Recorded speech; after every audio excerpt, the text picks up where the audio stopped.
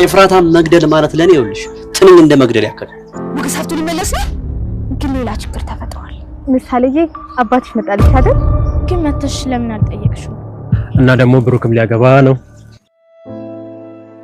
ይታያል ጉድ ብሩክን ያላችሁ እስኪ እንያችሁ ቅድስትን ያላችሁ እስኪ እንያችሁ አግብተህ ለምሳሌ አንድ ወንድም ማምጣት አለብህ። እኛ ዝግጁ ነን። የሚወሉት ከተዘጋጁ ማለት ነው። ዝናም ብር እየሰጠሽ አይደለም። ስለዚህ ብሩክን ሂጂና ይቅርታ ጠይቂው። ቅድስት ከተመለሰለት ደግሞ ከተኛበት አልጋ ሁሉ የሚነሳ ይመስለኛል። ለሞገስ ከነገርኩ ከጠበቃው ጋር ሊጣላ ይችላል። ጠበቃው ደግሞ ሊያሳስረኛ በህግ ሊጠይቀው ይችላል። እና ምንድነው አብሬው ልተኛ ነው የምትይው? እየነገርኩሽ እኮ ነው ዳጣ።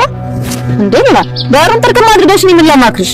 አንቺን የመሰለሽ ጥንቅሽማ እንዳማረ ይቀራል እንጂ አይበላሽ። እና ለሞገስ ሲንገራ የነብሩክ ቤት በኃይለኛው ተንኳኳ።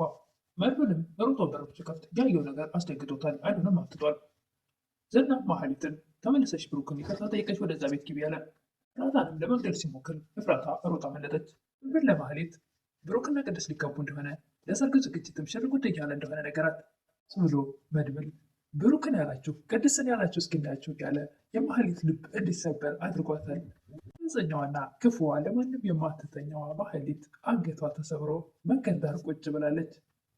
ከመሀሊት ጋር ወክ እያደረገች ዝና በድንገት ሲመጣባት ዝም ብዬ አልሞትም በማለት እግሬ አውጭኝ ብላ በሩጫ ታስነካዋለች። ሰላም ጤና ይስጥልኝ ውድና የተከበራችሁ በመላው ዓለም ያላችሁ በሄዳ የተወደዳችሁ እግዚአብሔር ይመስገን ደህና ነኝ። ምሳሌ ድራማ ክፍል 107ን አብረን እናያለን። ኤፍራታና መሀሊት አብረው ወክ እያደረጉ በነበረበት ሰዓት መሀሊት ለሞገስ ደውዬ ነበር ትላለች እና አነሳለች ትላለች። በስህተት ነበር አልኩት ትላለች። አንቺ ስለሌሎቹ ምን አገባሽ? ብሩክን ሄደሽ ይቅርታ ጠይቁ፣ ስለሌሎቹ አይመለከትሽም። እነዛ ያኔ በክብር ብትኖሪ ኖሮ ዛሬ ክብር ብትኝ ነበረ። ብሩክን ላይ የሰራሽው ነገር ልክ አይደለም። ዝና መሀሊትና ኤፍራታን ከርቀት ሲያቸው ልክ የምታገለው ትልቅ ጡንቻ ያለው ሰው ያየ ይመስል ሸሚዙን ከክንዱ ላይ ሰብሰብ በማድረግ ወደ ኤፍራታ ይጠጋ ነበር። መሀሊትና ኤፍራታም ዝናን ሲያዩት እጅግ በጣም በፍርሃት ይዋጣሉ። መሀሊትም እኔ እኮ ራሴ ላመጣልህ ነበር እያለች ትንቀጠቀጣለች። የትም ብትሆን ፈልገሽ አምጪ ብሏት ስለነበረ እነሱ ግን በድንገት ወቅ ሲያደርጉ ነው የደረሰባቸው። እኔ እኮ አንቺን ፈልጌ አላጣሽም ብዬ ነግሬሽ ነበር ይላል ዝና። ኤፍራታም ዝም ብዬማ አልሞትም ትላለች። እንግዲህ የምታደርጊውን አድርጊ ትላለች መሀሊት። ኤፍራታም ወዲያውኑ እግሬ አውጭኝ ብላ ሩጫውን ትቀጥላለች። ኤፍራታ እና ዝናም አይጥና ድመት ሆነዋል። አንዱ ጋር ሩጣ መለጥኩ ስትል እዛ የመሮጫዋ ቦታ ላይ ትልቅን ብሎ ታገኘዋለች። በዛ ጋር መለጥኩ ስትል አሁንም እዛ የምታመልጥበት መውጫ ቀዳጃው ላይ ሄዶ እዛ ድቅን ብሎ ታገኘዋለች። ልክ የሆነ መንፈስ ይመስል እዛ ጋር ተደቅኖ ይጠብቃታል። አሁንም ተስፋ አልቆረጠችም። ወደኋላ በመመለስ አሁንም ሩጫውን ትቀጥላለች። የብሩክ ወንድም መድብልም የዘፈን ካሴት ሊያወጣ ነው። አይዞህ ይሳካል፣ ደግሞ ቤቴንም ሲጀ ቢሆን አልበምህ እንዲሳካ አድርጋለሁ ይላል ብሩክ። መድብልም ብሩክ አሁን አስቻኝ ለዚህ ቤት እንዳይሸጥ ብለህ አይደለ እንዴ? ለልጅ ሕክምና እንኳን እዚህ ሁሉ ጣጣ ውስጥ ያስገባሃል ይላል መድብል። በእኔ ካሌብ ላይ ይህን ማድረጌ በጣም ያስደስተኛል። ለምሳሌ አንድ ቀውሚ ወቅት በመፈለግ ነው ይህን ሁሉ ነገር ያደረግኩት። ግን ደግሞ ይህን በማድረጌ የብዙ ህፃናትን ነፍስ ስላተረፍኩ አይጸጽተኝም። ግን ደግሞ ሰዎቹ በጣም አደገኞች ናቸው። አንተም ሳታውቅ ነው እንደኔ ይህን ነገር ያደረግከው ይላል መድብል። ዝና ጨካኝ ነው የምንለው የእነሱ ብችላ ስለሆነ ነው ይላል መድብል። እነሱ ደግሞ ከእሱ 10 እጥፍ በጣም ጨካኝ ሰዎች ናቸው። ብሩክም እባክህ ምንም አያመጡም። ነገር ግን አንተ የሁሉ ከተፈጠረ በኋላ ለትንሽ ጊዜ ከዚህ ዘወር ብትል ጥሩ ነው። ምክንያቱም እነ ካሌብ የሁሉ ነገር ከተፈጠረ በኋላ ዝም ብለው አይቀመጡም። እንዴት ይቀመጣሉ? እነሱም አሁን ጊዜ ቅድመ ሁኔታ ላይ ናቸው። ዝናም ኤፍራታን ምንም ልትያዝለት ልትጨበጠው ስላልቻለች የሚያደርገው ግራ ሲገባው ተመልሶ መሀሊት ወዳለችበት ይሄዳል። መሀሊት በመንቀጥቀጥና በመፍራት ምን አደረካት? ገደልካት? ትላለች። ዝናም ለመሀሊት እኔ ሰው ዝም ብሎ ሲሞት ደስ አይለኝም ይላል። ነገር ግን ስላመለጠችው እንጂ እራርታለት አይደለም። በፍጹም ባሉ ሲላት ባሉ ልትጨበጥለት ስላልቻለች ነበር ተመልሶ መሀሊት ወዳለችበት የመጣው። ዝናም ለመሀሊት ኤፍራታን መግደል ለእኔ ትንኝ እንደ መግደል በይው፣ ሞት እኮ ቅጣት አይደለም። ዝናም እህትሽን በቃ ትቻታለሁ፣ ለዚህ ስራ አታስፈልግም፣ አትሆንም ይላል።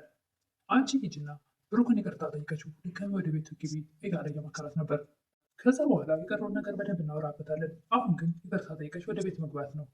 ኤፍራታም ንገሪያት፣ በቀኝ ስትይ በግራ በግራ ስትይ በቀኝ ሁልጊዜም ከአጠገብሽ እንደማልጠፋ እወቂ ብለሽ ንገሪያት።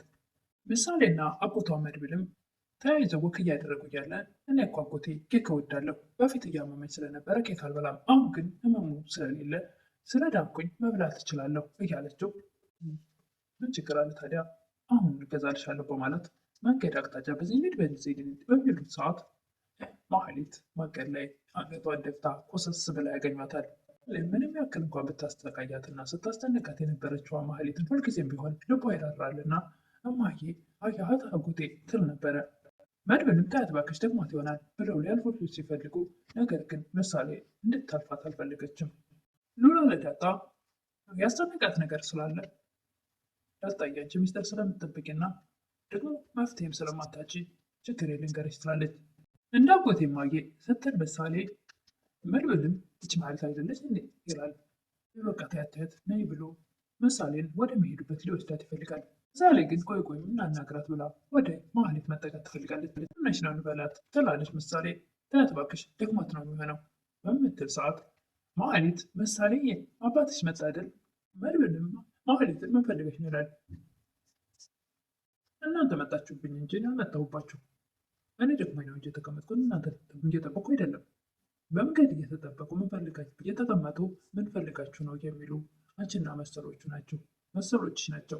ምሳሌ የአባትሽ መጣ አይደል በምትላ ሰዓት አሁን መጥቷል፣ ግን ለምንድን ነው መጥተሽ ያልጠየቅሽው ትላለች ምሳሌ። አባትሽ አይፈቅድልኝም አንድ መጣ ትላለች ማህሌት። አትፈቅድላትም ትላለች ምሳሌ። አሁን አጎትሽም አባትሽ አንፈቅድላትም ይላል መድብል።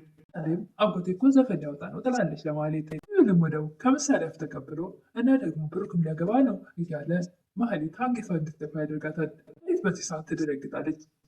ሉላም ለዳጣ ጠበቃው እያስጨነቀኝ ነው፣ አብረሽኝ ካልተኛሽ ገንዘባችሁን ላስመልስ አልችልም፣ ደግሞ ሌላ ጠበቃ እንኳን ቀጥራችሁ እንዳትከራከሩ መከልከል እችላለሁ፣ አለበለዚያ ደግሞ ሞገስን በወንጀለኛ ልከሰው እችላለሁ እያለ እጅግ በጣም ጭንቀት ውስጥ ነኝ ያለሁት ትላለች ሉላ።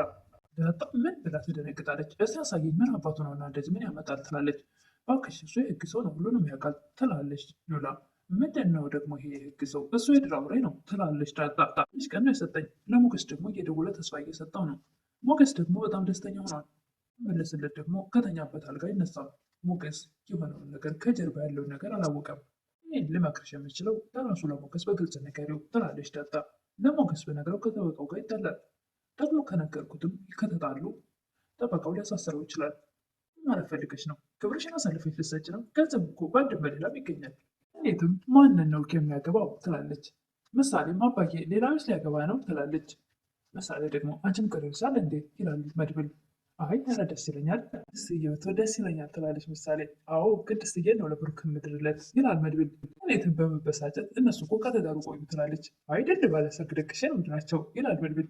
አስብሎ መድብል ማህሌትን ለማናደድ የቤተ ዘመዱ ይታያል ጉዱ። ብሩክን ያላችሁ ቅድስትን ያላችሁ እስኪናያቸው እያለ በዚህ ሰዓት ማህሌት ቀጠል ትላለች። መሆኑ የተቀመጥሽ ምን ሆነሽ ነው ይላል መድብል ማህሌትን። ሮማት እኮ ነው አባዬ ትላለች ምሳሌ። ለምሳሌ ስጥሽ ብር የለሽም ይላል መድብል። አወክቴ ስጣት ትላለች ሩሩ አዘኛ አንጀት ያላት ምሳሌ። ያን ሁሉ በደል ስትበድላት ልትስቀኝ ልታንቃት ልታሰቃየት ስትነግር ያደረገቻትን እሷ ግን በፍጹም ያን ሁሉ ረስተዋለች። እሺ ስጠኝ ደስ ይለኛል ትላለች ኤፍራት ማህሌት። መድብልም ሞገስ ሞቶ ቢሆን ኑሮ ተስካር ትበይ ነበር በማለት የምሳ ገንዘብ ነገር ይሰጣታል። ብሩክም ቅድስት ስትንከባከበው ለምንድነው ግን እንደዚህ የምትንከባከቢኝ በሚላ ሰዓት ቶሎ እንድትድና ትላለች። ደህና ነኝ ከሆነማ ተችሎኛል፣ ትንሽ የቀጠቀጡኝ ቦታ ነው እንጂ የሚሰማኝ ይላል ብሩክ። ቅድስትም አይዞህ ጋሼ መድብል ደርሶልሃል፣ እሱ ባይኖር ኖሮ እኮ አንተ እኛንም በህይወት ልታገኘን አትችልም ነበር።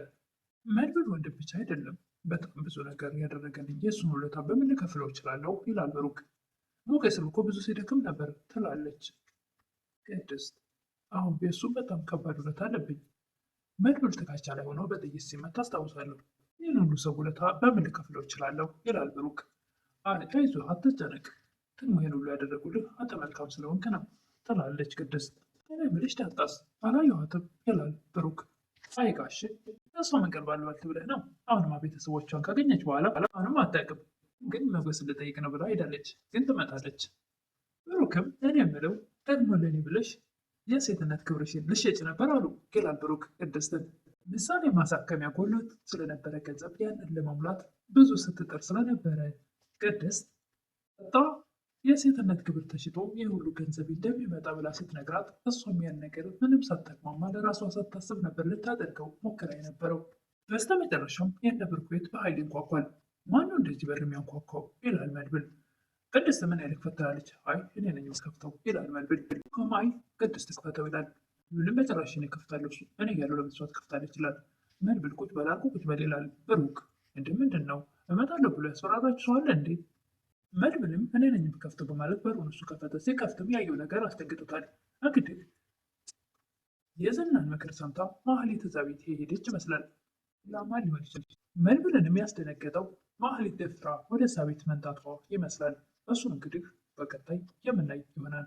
ለዛሬ ግን የቀረብኩት ምሳሌ ድራማ ክፍል 107 ይህን ይመስል ነበር። ቅድስትና የብሩክ ሰርግስ ይካሄድ ይሆን? ስነ ስርዓቱ በስርዓት ምንም መከት ሳይገጥመው ያልፍላችሁ ይሆን? ወይስ ደግሞ እዛ ቤት የመጣችሁ ማህሌት ናት ወይስ ማን ሊሆን ይችላል? እሱን እንግዲህ በቀጣይ የምናየው ይሆናል። ለምታበረታቱኝ እህቶቼ ምስጋና ከልብ ነው። አዲሶች ደግሞ ሰብስክራይብ እና ላይክ ማድረግ አትርሱ። ላለሁ አመሰግናለሁ። ሁላችሁንም ከልብ አመሰግናለሁ።